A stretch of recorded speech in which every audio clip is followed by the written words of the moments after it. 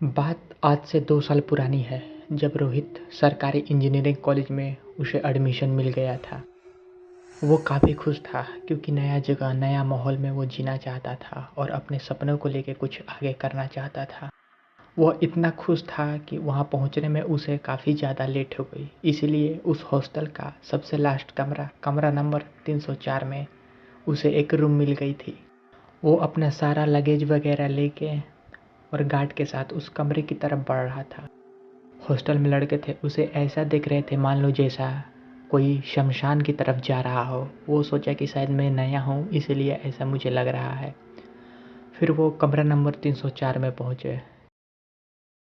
कमरा नंबर 304 बहुत ही पुरानी थी। दरवाज़ा पे ताला लगा हुआ था, तो गार्ड ने उसे चाबी दिया। उसने जैसे ही दरवाज़ा खोला, उसे अंदर से एक ठंडी हवा महसूस हुई।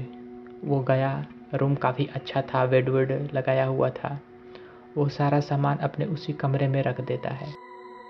शुरुआत में 1-2 दिन तो ऐसे ही नॉर्मल बीती, लेकिन उसके बाद हर एक रात के करीब 1:45 की रोहित की अपने आप आँख खुल जाती है और उसे काफ़ी डर लगने लगता है।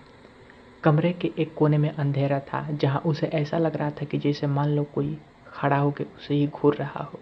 उसकी सांसें तो नहीं चल रही थी, लेकिन उसे ऐसा महसूस हुआ कि कोई खड़ा होकर उसी को एकटक से देखे जा रहा है।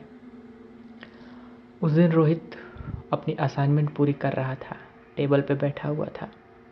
तभी उसे ऐसा लगा कि कोई गीली पैरों से फर्श पे चल रहा है। रोहित ने तुरंत पीछे मुड़ के देखा तो वहाँ कोई नहीं था, लेकिन रोहित ने जैसे ही फर्श पे देखा तो गीले पैर के निशान थे और उसकी कुर्सी की ओर धीरे धीरे बढ़ रहे थे। रोहित ये सब देख के डर गया और आंखें बंद कर लिया। 2-3 मिनट बाद उसे ऐसा लगा कि शायद मेरे ये थकान की वजह से हुआ होगा, ये सब कुछ नहीं है, और वो अपनी असाइनमेंट पूरी करने लगता है। जैसे ही असाइनमेंट पूरी करता है, अगली सुबह वो सोचता है कि क्यों ना मैं आज अपने रूम की सफाई कर दूँ। तो वो अपनी रूम की सफाई करने लगता है। तभी उसे एक लाल कलर की डायरी मिलती है। वो डायरी पे लिखा हुआ था 14 नवंबर 2012। उस डायरी पे लिखी हुई थी और बहुत पुरानी डायरी थी, और उस पे एक लाल कलर से क्रॉस का निशान था और उस पे लिखा हुआ था वापस जाओ। उसे कुछ समझ में नहीं आया। ऐसे ही अगले दिन वो अपने हॉस्टल के रूम में सो रहा था, किसी की रोने की आवाज़ आई। उसने ये सब ज़्यादा ध्यान नहीं दिया, और सुबह जैसे ही वो मेस में पहुंचा तो उसने काका से पूछा कि काका, कभी कभी मुझे इस रूम में किसी की उसने काका से पूछा कि काका, कभी कभी मुझे ऐसा लगता है कि इस रूम में कुछ है।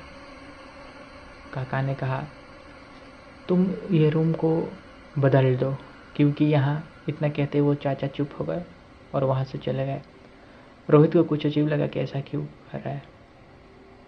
फिर अगले दिन उस डायरी पे लिखा हुआ था 14 नवंबर, और उसी दिन 14 नवंबर थी। वो अपने कमरे में सोया हुआ था। रात के करीब 11 बज चुके थे। अचानक उस हॉस्टल की लाइट चली गई। उस कमरे में एक गंदी सड़ी हुई बदबू आ रही थी। उसे लगा कि ये क्या हो रहा है, ये बदबू इतनी अचानक कहाँ से आ गई, और लाइट भी नहीं थी। वो अपने फ़ोन का फ्लैश लाइट जलाने जैसे ही गया, उसे एक खून की बूंद उसके चेहरे पे गिरी।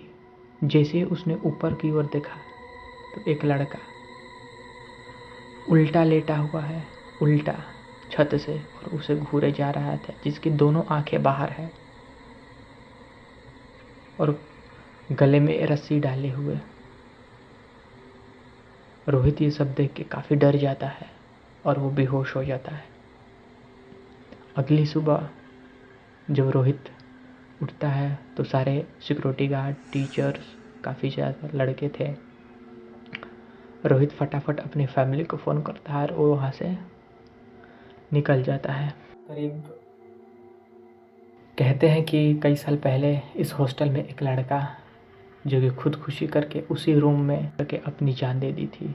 तब से उस कमरे में आज तक कोई नहीं जाता, और उस कमरे से कभी कभी आवाज़ें और कभी कभी किसी की चलने की आवाज़ें और कभी किसी रोने की आवाज़ें आती रहती हैं।